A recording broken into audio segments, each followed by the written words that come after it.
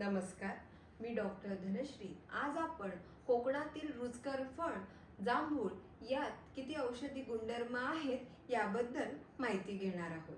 जांभूळ हे वृक्ष मिर्टसी फॅमिलीतले आहे। संस्कृतमध्ये त्यास सुरभिपत्रा, महाफला, नीलफला, जंबू, राजफला असे म्हटले जाते। हिंदीत जामुन, इंग्लिशमध्ये ब्लॅकबेरी किंवा जांभूळ असे म्हणतात। जांभळाचे 5 प्रकार आहेत: राजजंबू, शूद्रजंबू, नदीजंबू, भूमिजंबू, गुलाबजंबू। शूद्रजंबू हे आकाराने लहान असते, गर कमी असतो। नदीजंबू रानटी जात आहे।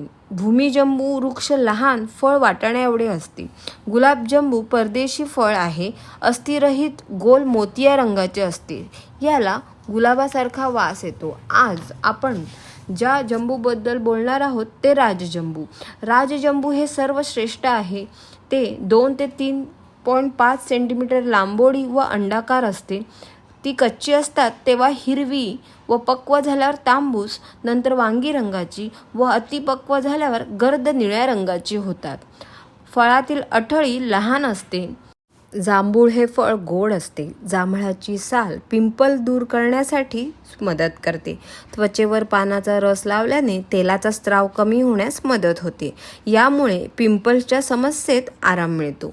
जांभळाची साल हे रक्त शुद्ध करणारी आहे। शरीरास आतून व बाहेरून शुद्ध करण्यासाठी जांभूळ सालीचा उपयोग होतो। पोटदुखी व आमावशावर जांभळाची साल उपयुक्त आहे। 10 ग्रॅम साल प्लस 500 ml पाण्यात शिजवून घ्यावी।